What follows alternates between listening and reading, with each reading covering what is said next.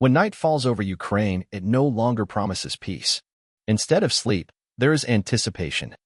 Anxious, silent, clenched in the chest of everyone who stares into the darkness, listening to the distant wail of sirens. The calendar says June 2025, but for many Ukrainians, time has become a mere formality. Everything boils down to counting. Minutes until the next alarm, hours until new reports, days until the end of the war. June 10th was the same as the previous few nights, unbearably difficult. Around 2 in the morning, the sky over Kiev lit up with tracers and explosions. Russia launched one of the largest air attacks of the war, simultaneously launching more than 300 Shahed drones and 7 missiles. Sirens broke the silence, and trains began rumbling again in the subway, which had long since been turned into temporary bomb shelters. People sat on concrete benches, hugged their children, and prayed. The drones flew in from different directions. Some of them appeared over the Kiev region from the east, others from the south. Air defense systems worked desperately, shooting down everything they could. By dawn, it was clear that most enemy targets had been destroyed, but not all. One of the drones hit a residential building in the Darnitsky district. Debris pierced the walls of the high-rise building, in whose basement the residents had taken shelter. 2 people were killed, and 1 child was in serious condition. In Odessa, rocket debris fell on the roof of a maternity hospital. By a strange coincidence, the explosion occurred at the moment when a girl was giving birth in one of the wards. The baby was born at the very moment. The walls shook. Despite broken windows and smoke-filled corridors, the doctors completed the delivery, and the boy survived. He was featured in all the morning news reports, a child born amid the roar of war. But that morning, 3 more people were killed in the city. More than 20 were wounded. The situation in Kharkiv was even worse. 85 Shahed drones attacked the city simultaneously, striking infrastructure, residential areas, and schools. A large fire broke out in the city center. In one of the buildings, 2 floors collapsed. The bodies of a young couple and their 6-year-old son were found under the rubble. A total of 5 people died in Kharkiv that morning, and more than 50 others were taken to hospitals. But the war is not only about losses on our side. The Ukrainian defense forces are fighting back.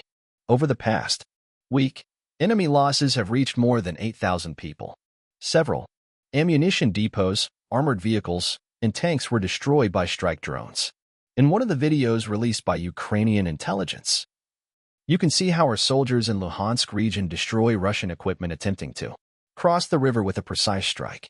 The armed forces of Ukraine also carried out several precision strikes on the locations of Russian units in Tokmak and Novokakhovka.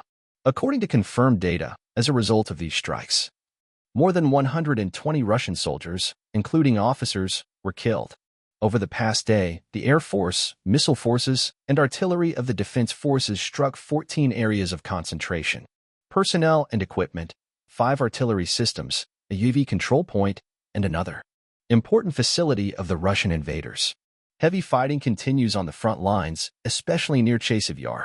Despite heavy losses, the Russians are not giving up their attempts to break through Ukrainian positions. Every day, wave after wave, Ukrainian commanders report that up to 150 occupiers are neutralized in one area per day, but the next day, others arrive at the same place. The enemy's tactic is simple pressure by numbers, but the Ukrainians are holding on. The situation is particularly tense in the following areas.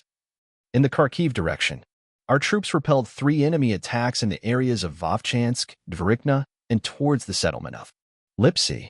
In the Lyman direction, the enemy attacked 22 times. They tried to advance towards the settlements of Rakivka, Nadia, Karpivka, Torsky, Yampolivka, and Zelenaya Dolina. In the Kursk direction, over the past day, there were 28 combat clashes of varying intensity. In addition, the enemy carried out 28 airstrikes using 53 guided aerial bombs, as well as 231 shelling attacks on the positions of our troops and settlements, including 6 with multiple launch rocket systems. Decisive. Street fighting is ongoing here. Russia is trying to break through the fortified line of defense using aerial bombs and assault groups. The city is almost completely destroyed, but remains under Ukrainian control. Ukrainian fighters maintain their advantage thanks to drone reconnaissance and artillery. The enemy is losing several tanks and infantry fighting vehicles every day. Kupiansk direction. The enemy makes 5 to 7 attempts to advance every day, actively, using tanks and artillery. Our forces repel the attacks, inflicting significant losses on the enemy. On the approaches to Sinkivka, the enemy has lost more than 400 soldiers in the last week alone. Thanks to new FPV drones, our units are destroying equipment with almost no casualties on their own side. Pokrovsk and Kurikov. Here, the enemy is trying to break through at the junction of units, taking advantage of the terrain. The situation is dynamic, but Ukrainian reserves are constantly strengthening their positions. In the Krasnohorivka area, there is intense fighting for the heights. Counterattacks by our units have made it possible to regain some of the positions lost in May. Suma region. Shelling has intensified, with guided aerial bombs and sabotage groups being used in particular. Attempts to break through from the border with the Bryansk region are increasing. Ukrainian border guards record attempts by sabotage and reconnaissance groups to break through every day, but control is being maintained. The use of mortars and drones indicates the enemy's intention to prepare new raids. Zaporizhia direction. In the Orikhiv area, the enemy intensified shelling, using cluster munitions and guided aerial bombs. However, in response, our troops carried out precision strikes on enemy warehouses in Tokmak. According to operational data, more than 10 units of armored vehicles and an ammunition depot were destroyed. With Western assistance, Ukraine received new air defense systems. The strike on Dubno, where the enemy attempted to attack a strategic facility, was repelled thanks to modern IRIS-T complexes.